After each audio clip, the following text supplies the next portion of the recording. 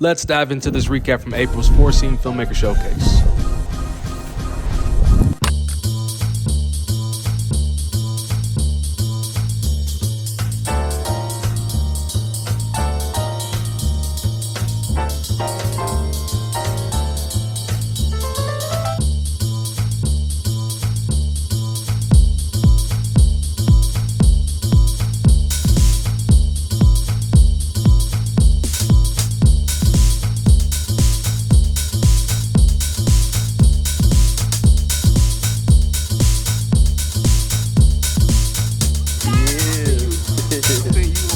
What's up?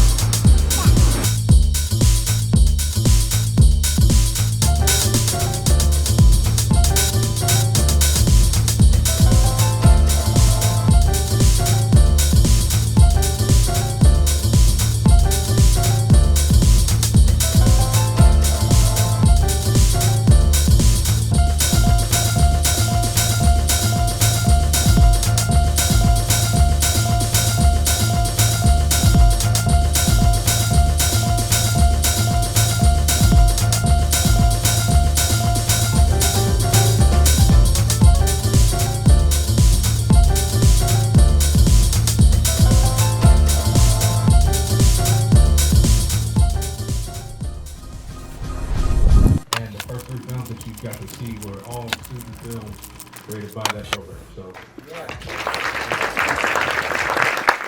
I have a Q&A with you guys. Really glad everybody came out tonight, and I'd love to answer any questions you guys have.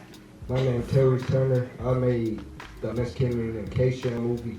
Hello everyone, my name is Alberto Monterro. I'm originally from South Bend, Indiana, so northern Indiana up there. But I've been all over. Grateful to be part of the 40 Ways digital program, help me create something. I've always been interested in film. That's the passion, that's what I want to keep on doing. And thanks with the crew that I have, the people that I've met, I know that I'm able to reach that goal just by working at it. So yeah, appreciate it. I just want to know, do you plan on pursuing your acting career? Are you going to go farther and farther as far as you can go? Thanks for that question. I guess so. I just kind of filled in a place for everybody. Like for Alberto's film, literally day of, I was like, oh, okay, I'll be the girlfriend. So it's on the fly. With my film, I made myself the main character because it was the easiest thing to do. I knew the script, so I had the passion for it. But to answer your question, I definitely will become an actress if y'all like my actress. I'll do it. When I turned it, y'all know what I'm talking about. Y'all know what I'm talking about. So yeah. See, look, this how I was when I recorded it. I was like this. I was like this.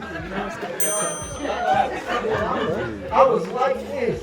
That was hard. That was hard. I almost started crying. That was hard. So let me ask you, one, have you guys seen your work on a big screen before? No.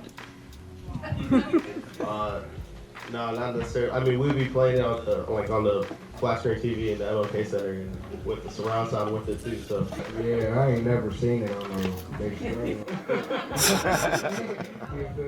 Have you ever seen your work been shown like to a room full of people like this before? Full of people? No, not for real. That's why I'm glad I got the chance to do it on the big screen, do it in front of everybody. It's it made me confident in the work I did do, because a lot of people have never even done it. They're like, it was not perfect, I'm not gonna submit it, I don't want anybody to see it. So I'm just glad I even did it. So yeah. But I want to see how y'all feel about it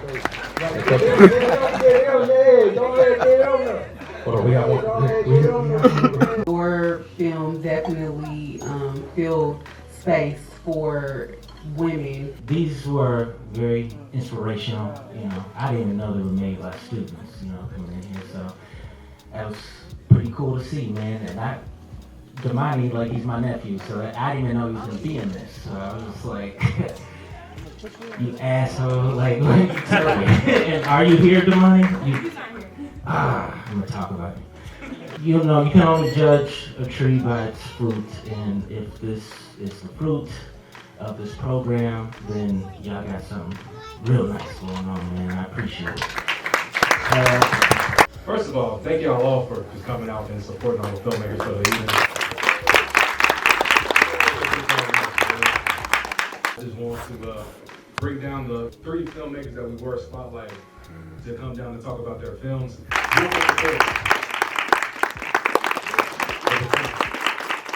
Solid professionals in our city of Indianapolis that are doing amazing work with film. So I just want to give y'all, I just want to pass the mic off to y'all, just, you know, like introduce yourself and stuff. Thanks for having me. My name is Will Wertz. I made the film Wolf at the Door. Glad to be here. Hi, my name is Raymond Gaye, and I produced The Memo. My name is Marc Bessiake. I produced The Baton. Just for clarification, the movie with him in it that was in green and multiple versions of him. What do you think? I think we should go for a run. Is The Memo. That was the one. And the one with him actually running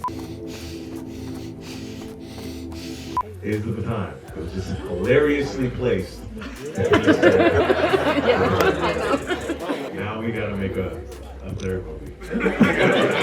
When you guys first started to film, was it like difficult? Trying to do something around the loss of a father, even though I haven't lost mine, was something that I was really intrigued with we're doing. But having to make it, the stipulation of it being a 3-minute film was the most difficult part of it. It had to be 3 minutes to tell this, you know, interesting story. So this feels almost like my student film showcase as well, looking back at it and saying, oh man, like there was a lot of heart and hard work put into, you know, 2 weeks worth of time, but also being able to see how much growth we've been able to have since that time has been incredible. That's the only thing I think about when I think about this film. Repeat the question. Was it difficult to film? Yeah, I'll say I think I'm very lucky in that I had a great team with my guy Marc here, Brian, where you at? There he is. Brian worked hard work. Anyway, but yeah, like I had a great team with me. Unlike I had people that knew what they were doing, even though I wasn't super technical behind the camera. Like I heard one of you guys up here talking about like choosing lenses and such for your first film. Okay, and I thought to myself, I was like, this is a very technical director, I can tell, you know, and that's dope because I'm not that person. So I need that kind of person when I'm doing what I'm doing. I'm more of a storyteller, writer, and I was really lucky to have Marc and Brian there. So for me, it wasn't that hard to film because I had to do it. I'm sorry. Okay, I did edit it and do all the other work, but they did the camera operation. A lot of work, man. Yeah. Said, don't catch the Process, like they say, that you can make a film 3 times. You make it in pre-production when you write it. You make it production when you're on the day. Like we shot our film in 1 day. You know, when you're sitting there like at your desk, like typing and breathing, and he made like something that's like incredible where he played all these different parts. You dream all that stuff, and then you get there on the day and it's like this technical mess. I'm like, who am I right now? Who am I supposed to be? Like, what character is this? Incredible.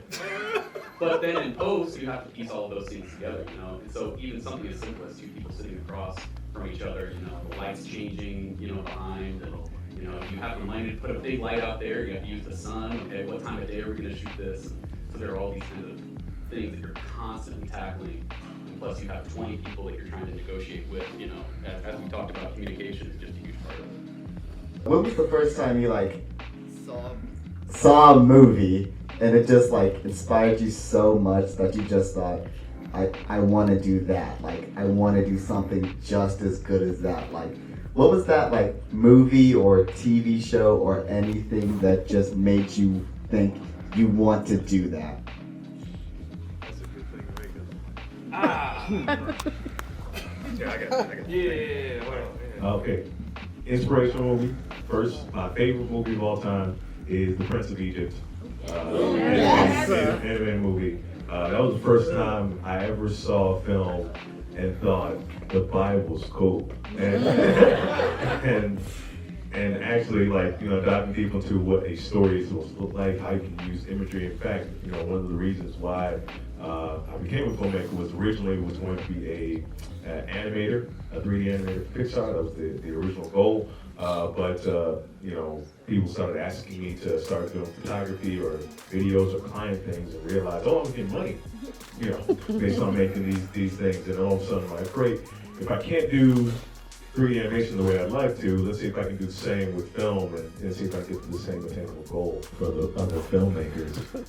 What was the inspiration behind your film? So I wrote Wolf at the Door in 2020. So the middle, like when we were all stuck at home, right? I was working with an actor. He's based in LA, and then my brother was one of the other actors in the film. And we were on Zooms, like a lot of people, just spending a lot of time on Zooms and just looking for reasons to talk to each other, right? Looking for reasons to connect with each other. And as filmmakers, we, unless I was an animator, I can't do what I do unless we have cameras on our shoulders and are out in abandoned houses on hot days in July. So I was looking forward to doing that again. And so we were on Zoom calls just thinking like, what can we make? What can we do? What can we do? We were brainstorming a lot of things. So the inspiration of this, to be completely frank with you, was to get back together and make something. We were spending a lot of time alone, and we were like, let's get our people back in houses and making stuff. So that was ultimately the inspiration. And it's more of a technical question. There's a part where they're sitting in a room and it's backlit. Is that natural sunlight, or did you stick a light out there? There's a light out there. Okay. Nice. Hey, so I just want to say amazing work by everybody here tonight. My question goes for the student filmmakers and the ones that are in front.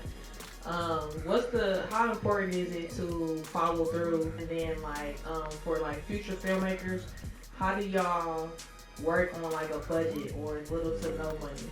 Do you use the resources around you, stuff like that? Yeah. I think I'm going to put both those questions together. So making films is inherently expensive, okay?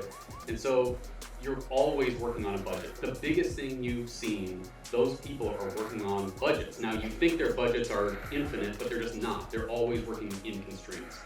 So I think the most important thing as a filmmaker is to first understand what your constraints are. Establish what is the box, and then I can bounce around and stretch as far as I can within that box. To answer your first question, it's incredibly important to deliver, but you have to know what it is the box is that you're working in, right? And you can't deliver something that's, I'm not going to make Game of Thrones on a $500 budget, right? With no money and my cell phone, right? We're maybe getting closer. I don't know, maybe AI. At this point, we're not there, right? So you have to deliver. You understand what I'm saying? Yeah, I love that answer. Everybody, can we just get up for them one more time?